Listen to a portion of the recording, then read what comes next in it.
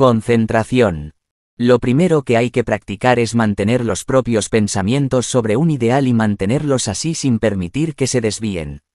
Es una tarea sumamente difícil, pero debe ser realizada en alguna extensión, por lo menos, antes de que pueda hacerse algún progreso ulterior. El pensamiento es el poder que empleamos para formar imágenes mentales, pensamientos, forma o ideaciones, de acuerdo con nuestras ideas internas. Es nuestro poder principal y tenemos que aprender a mantenerlo bajo nuestro absoluto dominio, de manera que lo que produzcamos no sean fugaces ilusiones inducidas por las circunstancias exteriores, sino verdaderas imaginaciones generadas por el espíritu desde el interior. Véase el diagrama 1. Los escépticos dirán que todo eso son imaginaciones, pero, como ya indicamos, si el inventor no hubiera podido imaginar el teléfono, etc., no poseeríamos hoy esas cosas.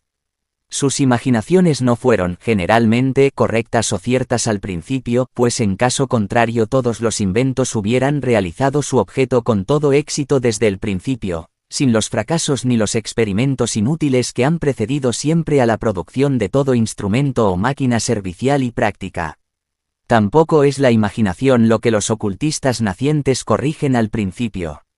La única manera de hacerla cierta y segura es manteniendo el pensamiento enfocado sobre un asunto, objeto o idea, excluyendo todo lo demás.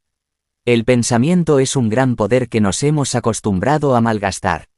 Se le permite fluir sin objeto alguno, así como se deja que el agua caiga a un precipicio sin utilizarla antes para que mueva una turbina. Los rayos del sol difundidos sobre la superficie de la Tierra producen solamente un calor moderado, pero si se concentran solo unos pocos, por medio de un cristal de aumento, son capaces de producir fuego en el punto focal. La fuerza del pensamiento es el medio más poderoso para la adquisición del conocimiento. Si se concentra sobre un asunto, se abrirá camino a través de cualquier. 30. La detallada descripción del ejercicio de la mañana o concentración, y del ejercicio de la noche o retrospección, aquí referida, puede hallarse en la instrucción sí del libro Cristianismo Rosacruz, editada en español. Obstáculo y resolverá el problema. Si se posee la cantidad necesaria de energía mental, no hay nada que esté más allá de la humana comprensión. Mientras la malgastamos, la energía mental es de muy escasa utilidad para nosotros, pero tan pronto como estamos preparados para tomarnos el trabajo necesario para dominarla, todo el conocimiento es nuestro. Muy a menudo oímos a la gente exclamar petulantemente, «Oh, yo no puedo pensar en 100 cosas a la vez», cuando en realidad eso es exactamente lo que han estado haciendo, lo que les ha causado ya la molestia misma de la que se están quejando. La gente está pensando constantemente en 100 otras cosas que aquella que tienen entre manos. Todo triunfo, todo éxito se ha conseguido por medio de la concentración persistente en el fin deseado.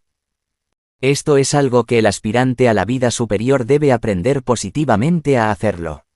No hay otro camino. Al principio se encontrará pensando en todo cuanto exista bajo el sol, en vez de pensar sobre el ideal en el cual ha decidido concentrarse, pero esto no debe desanimarlo.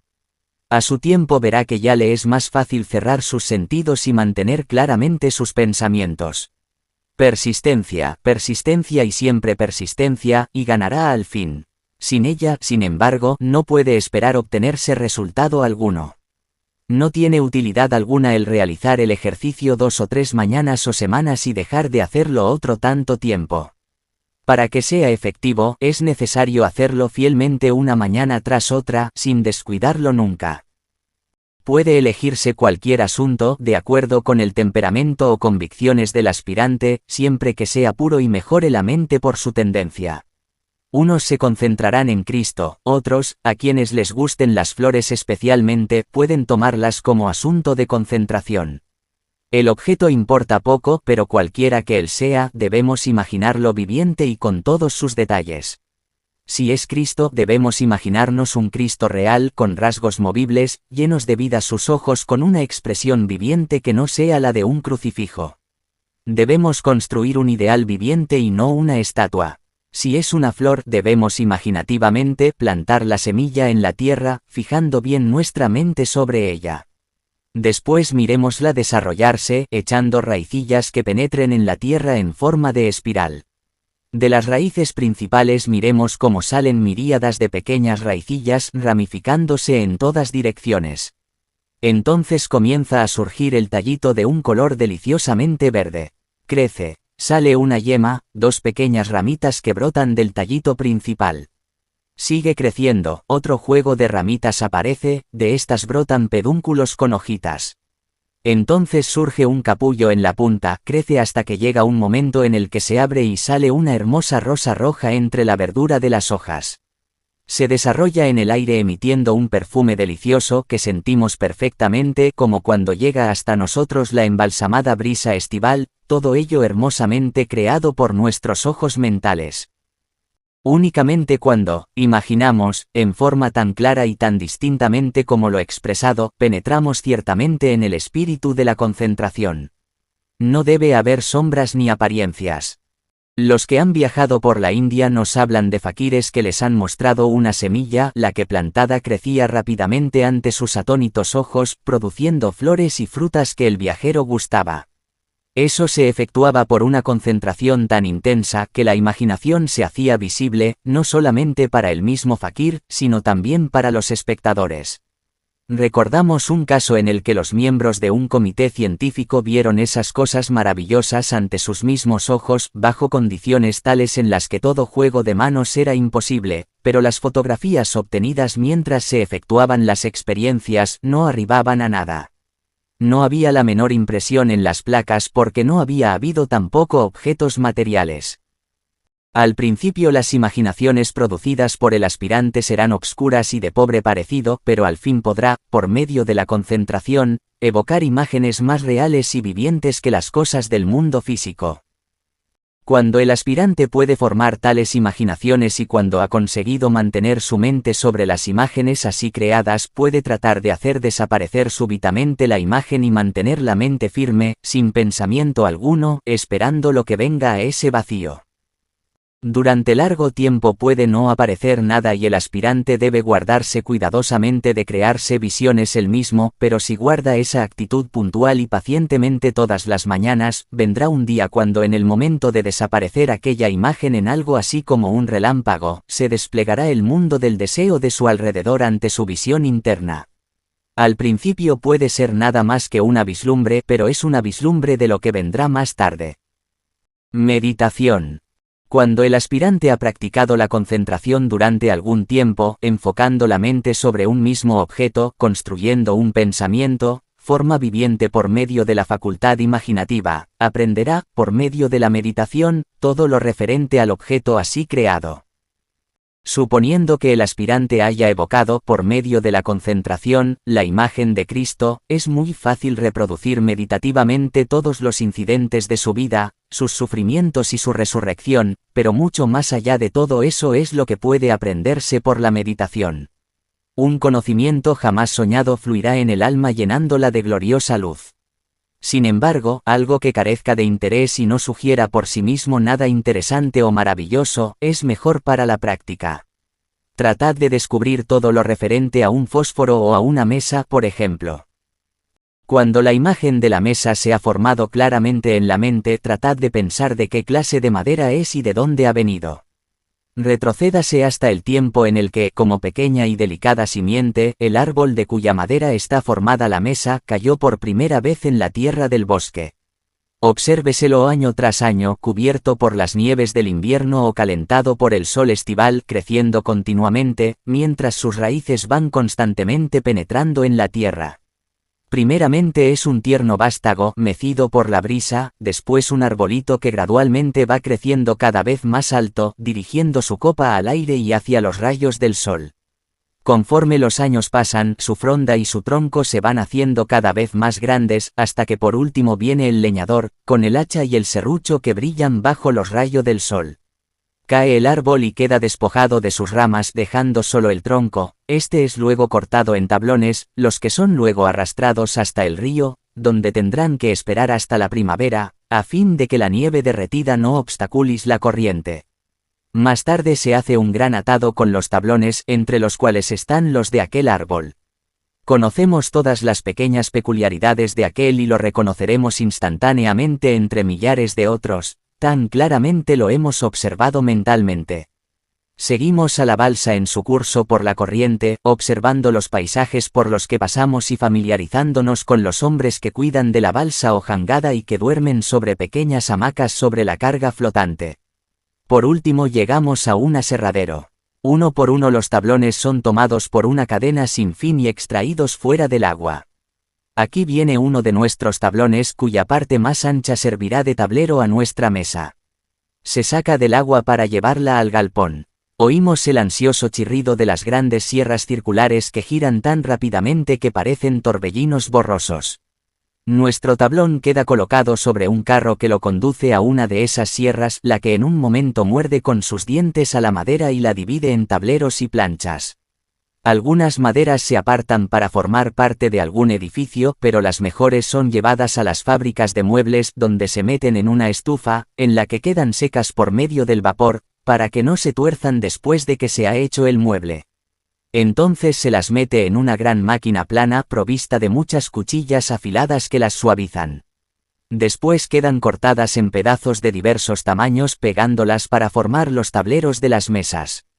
Las patas se sacan de los troncos más finos y se colocan en la armazón que soporta el tablero, siendo nuevamente pulimentado entonces todo el mueble con papel de lija, barnizado y suavizado, quedando así completa la mesa en todos sus detalles.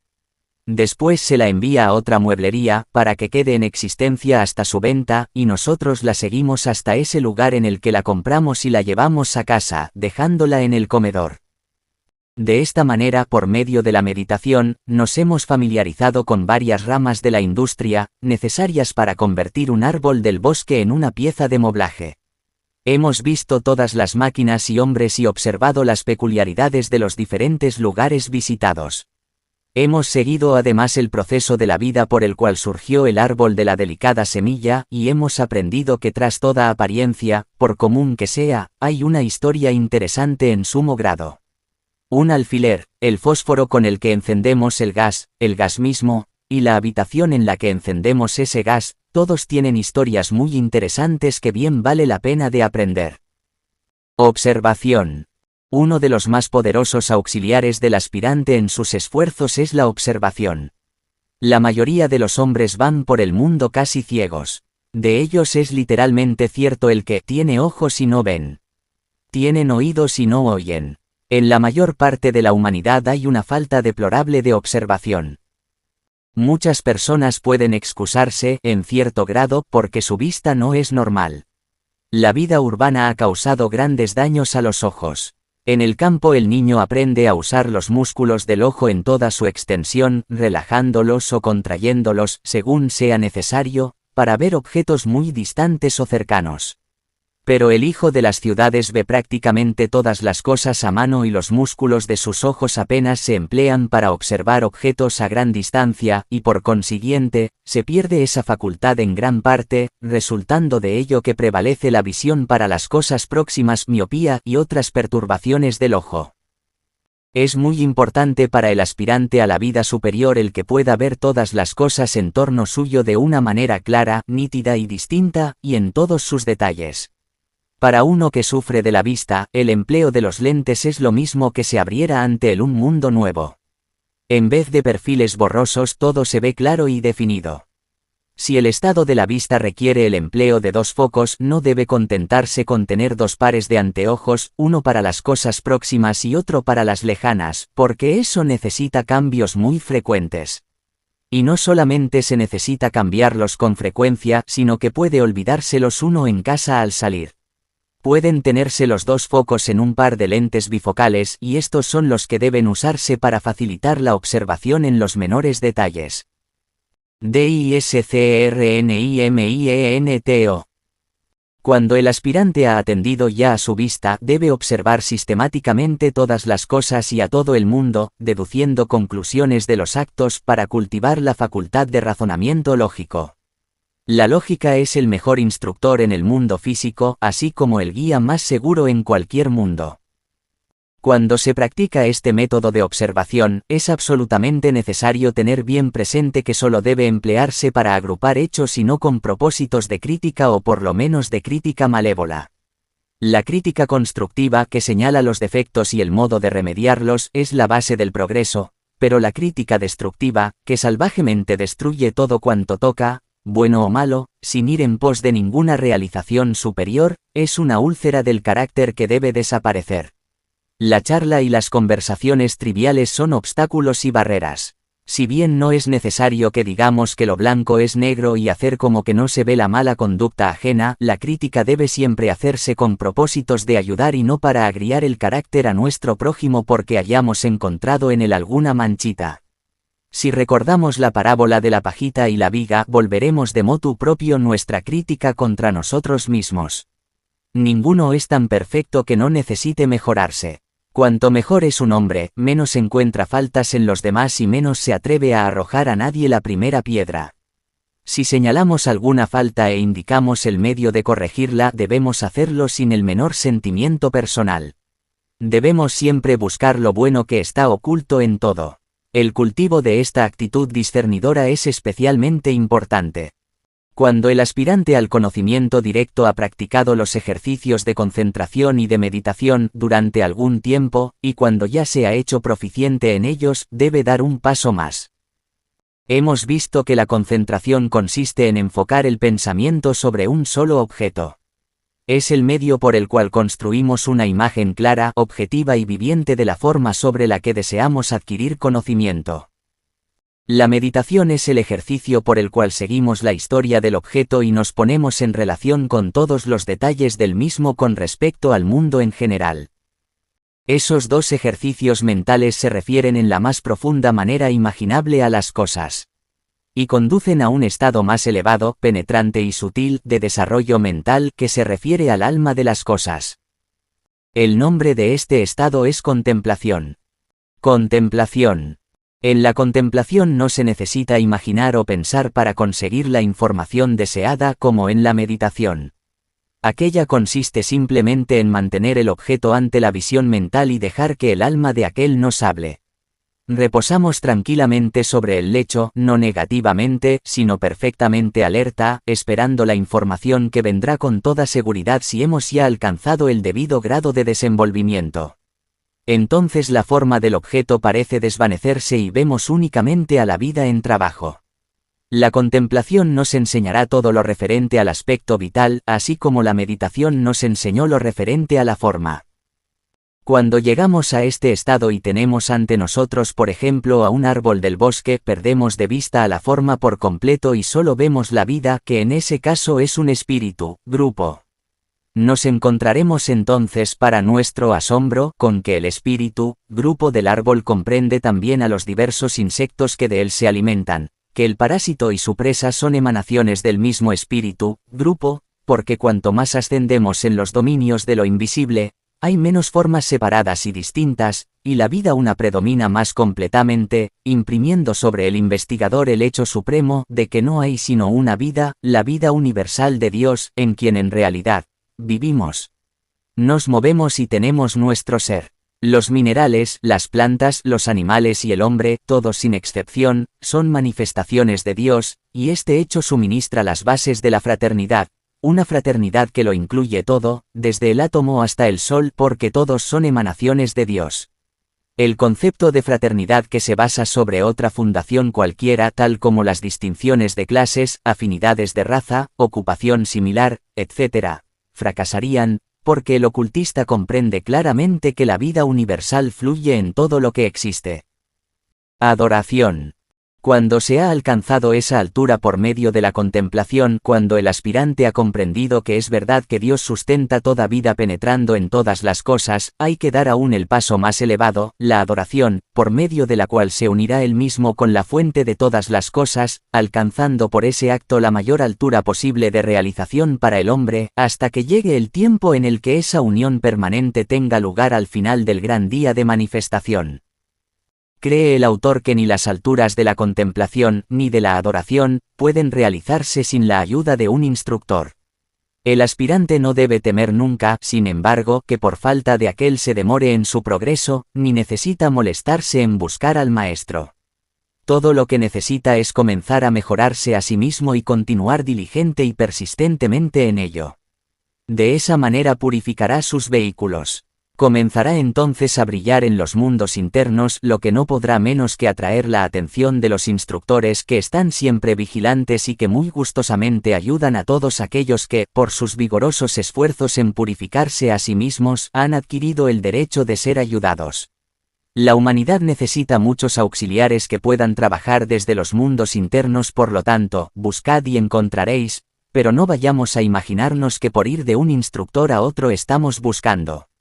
Buscar, en ese sentido, no significaría nada para este mundo de tinieblas. Nosotros mismos debemos encender la luz que invariablemente irradia de los vehículos de todo aspirante diligente. Esa es la estrella que nos conducirá hasta el instructor, o mejor dicho, la que conducirá al instructor hasta nosotros. El tiempo requerido para producir resultados por medio de los diversos ejercicios varía con cada individuo, dependiendo de su aplicación, de su estado de desarrollo y el destino pendiente, por consiguiente, no puede establecerse un tiempo general. Algunos, que están ya casi prontos, obtienen resultados en pocos días o semanas, otros tienen